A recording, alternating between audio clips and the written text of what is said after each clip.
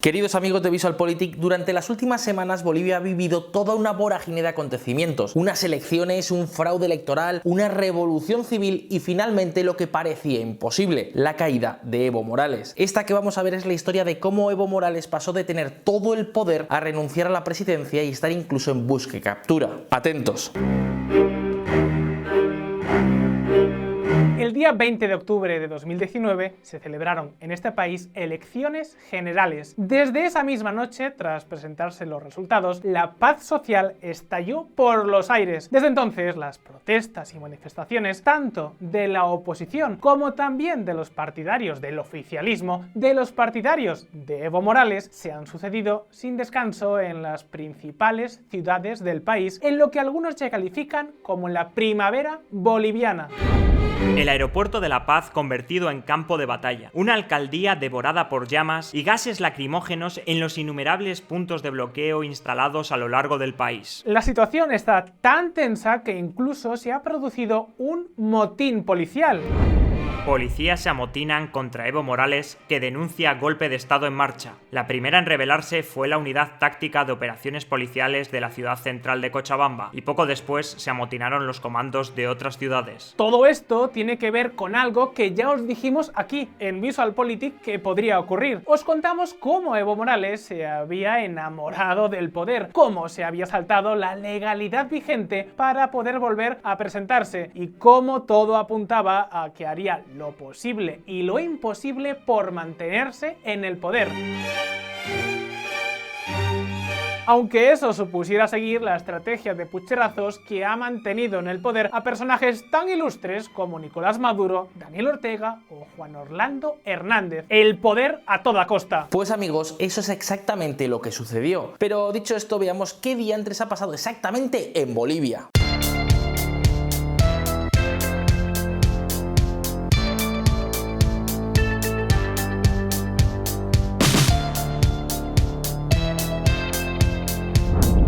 Una historia anunciada. Toda esta historia comenzó el 21 de febrero de 2016. Ese día el 51% de los bolivianos rechazó en referéndum la modificación del artículo 168 de la Constitución, de la propia Constitución aprobada a instancias del propio Evo Morales, que prohibía la reelección por más de un mandato de una forma clara, clarísima. El periodo de mandato de la presidenta o del presidente y de la vicepresidenta o del vicepresidente del Estado es de 5 años y pueden ser reelectas o reelectos por una sola vez de manera continua. Artículo 168 de la Constitución de Bolivia. Ante esta situación, con una constitución que tú mismo has aprobado y que resulta tan clara, y además con un referéndum donde el pueblo te ha dicho que no, lo normal es que tú dijeras, vale, respeto las normas, que se presente otro candidato por mi partido. Estamos de acuerdo, ¿no? Al menos eso es lo que ocurre en todo país con un mínimo Estado de Derecho. Pues amigos, Evo no iba a pasar por ahí. Dejar el poder ni de broma. Y ocurrió lo que ocurre en todos los países donde un gobierno copa todas las instituciones, que no trabajan por el interés general, sino por el de ese gobierno. De esta forma, en 2017, el Tribunal Constitucional Plurinacional de Bolivia publicó la grotesca sentencia 0084/2017 por la que se declararon inconstitucionales artículos de la propia Constitución, entre ellos, por supuesto, el artículo 168, de tal forma que se abría paso a la reelección indefinida. ¿Cómo es posible esto? Bienvenidos a la Bolivia de Evo Morales.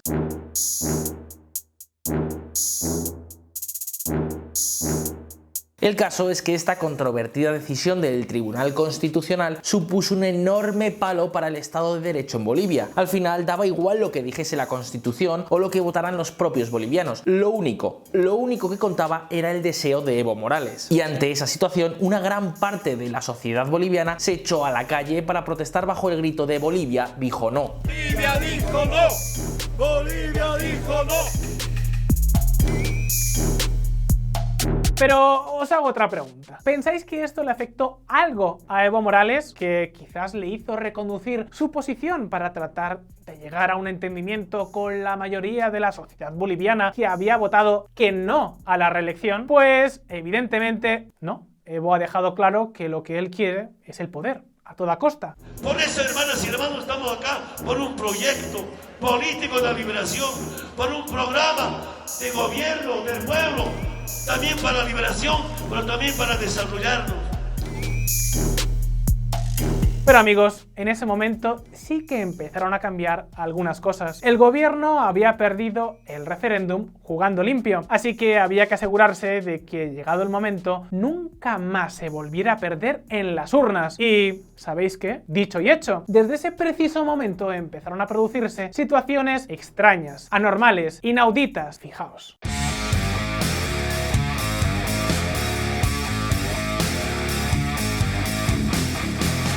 Muchos vocales y funcionarios del Tribunal Supremo Electoral renunciaron ante las fortísimas presiones del gobierno. El padrón electoral creció de forma, digamos, sospechosa. Entre 2005 y 2019 un 190%. Un crecimiento espectacular que evidentemente no guarda ninguna correlación con el crecimiento de la población durante el mismo periodo de tiempo. Y las cosas han ido a peor a medida que se fueron acercando las elecciones.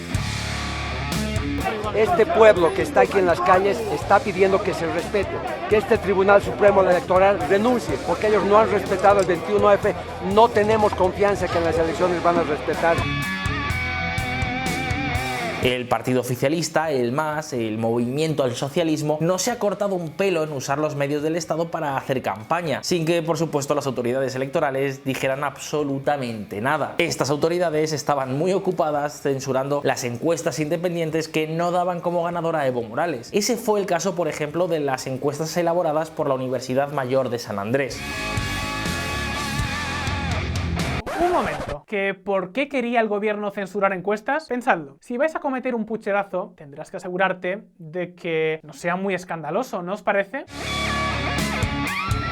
Incluso, la única empresa autorizada a realizar el conteo rápido de votos el día de las elecciones fue Viacencia, una empresa con menos de un año de vida. Vamos, lo más normal del mundo. Darle el control del proceso electoral a una empresa recién creada y sin experiencia. Sí, lo sé, lo habéis entendido perfectamente. El camino hacia el fraude electoral estaba servido. Y por supuesto, el camino llegó a su destino. Amigos, ¿queréis saber cómo Evo Morales robó las elecciones? Pues atentos. Exigirle al Tribunal Supremo Electoral que debe abrogar esa ley que habilita inmoralmente al binomio trucho e ilegal e inconstitucional de Álvaro García Linera y Evo Morales. El gran robo.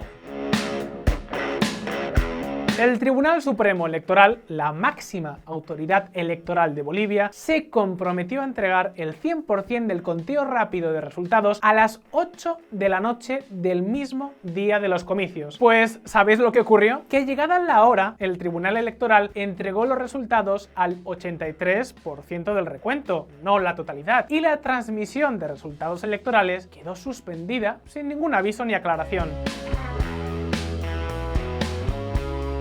En ese momento, amigos, los resultados preliminares marcaban una tendencia clara en la votación. Evo Morales ganaba en la primera vuelta con un 45,28% sobre Carlos Mesa, el principal candidato opositor, que obtenía un 38,16%. Existía, por tanto, una diferencia de 7,12 puntos entre ambos candidatos, lo que, conforme al artículo 167 de la Constitución, obligaba a celebrar una segunda vuelta. Ahora Bolivia está en la mirada de todo el mundo, como un país modelo, y como todos podemos aportar.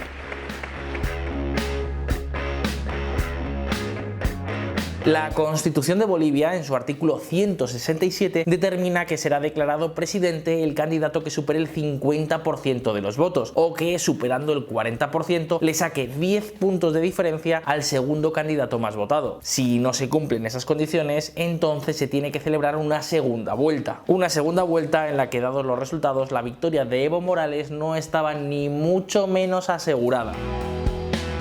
Sin embargo, amigos, ya os hemos dicho antes que Evo no estaba dispuesto a perder el poder y tenía un plan. Al día siguiente, y tras más de 17 horas suspendida, sin ninguna explicación, la transmisión rápida de resultados preliminares dio un salto en el escrutinio del 83 al 95%, para volver a quedar suspendida hasta que finalmente 5 días después se alcanzó el 100% del escrutinio. Y, sorpresa, los resultados eran de repente muy diferentes. Ya no había segunda vuelta. Evo superaba los 10 puntos de diferencia respecto a su rival. Y ahí estalló todo.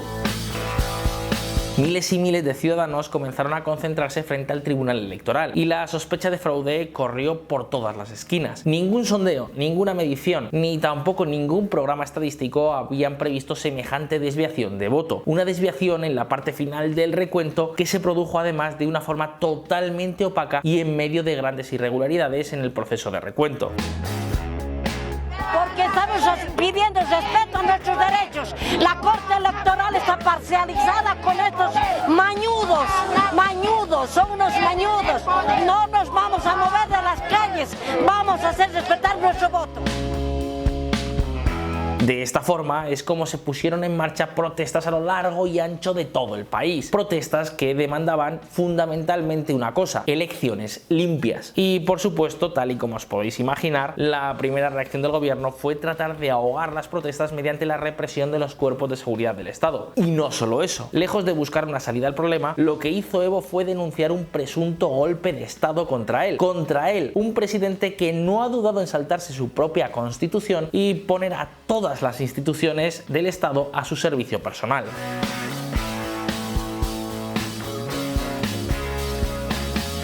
Ahora bien, llegados a este punto, puede que alguno de vosotros estará pensando: ¿ha sido tan claro el pucherazo, el fraude, el atraco electoral? Pues lo cierto es que todo apunta a que sí. En esto hay una coincidencia prácticamente total entre los actores independientes. Por ejemplo, las organizaciones internacionales que actuaron como observadoras en las elecciones, como es el caso de la Unión Europea o la Organización de Estados Americanos, la OEA, han recomendado celebrar una segunda vuelta, porque simplemente el resultado oficial no puede ser aceptado como bueno.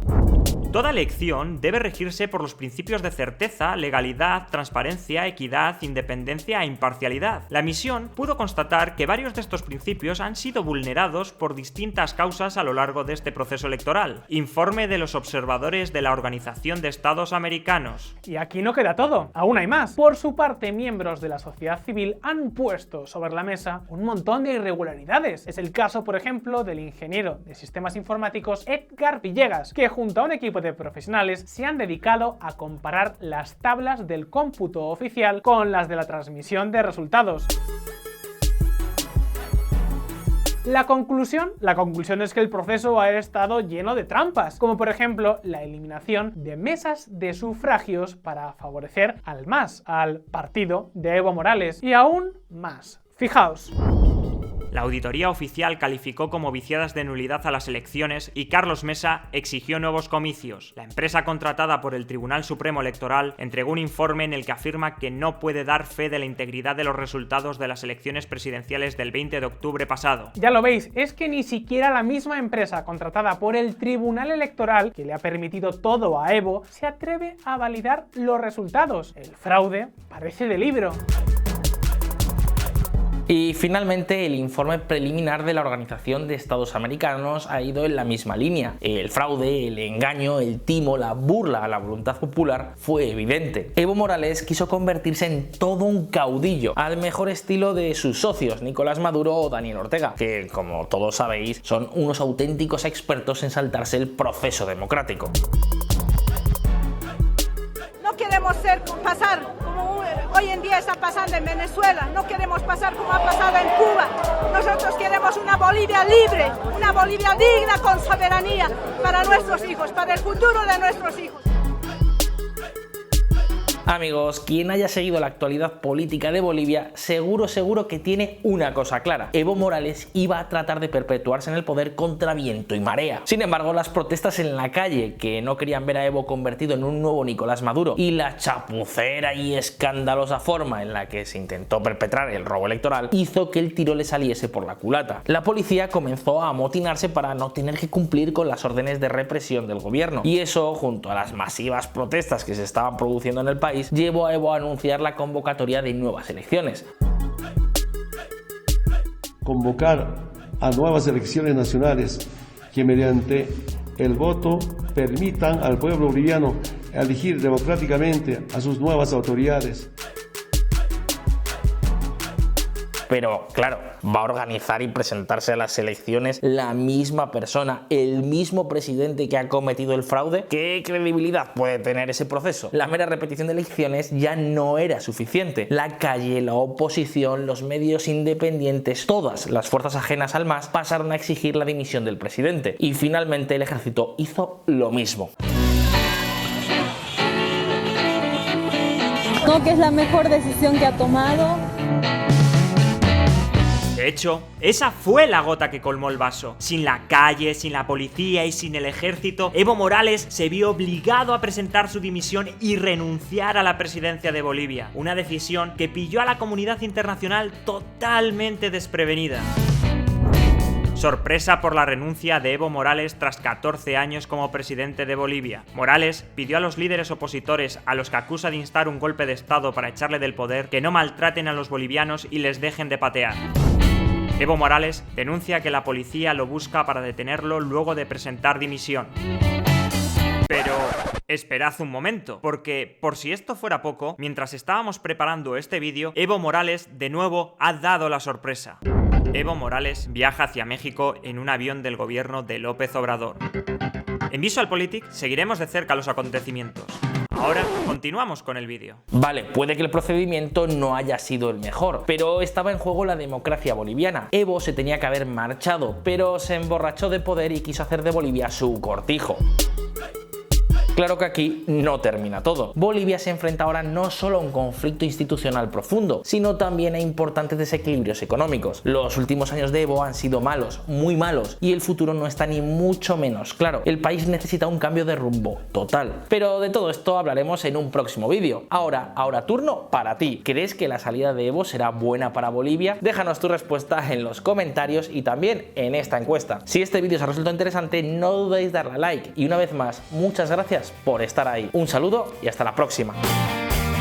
No queremos pasar como hoy en día está pasando en Venezuela, no queremos pasar como ha pasado en Cuba.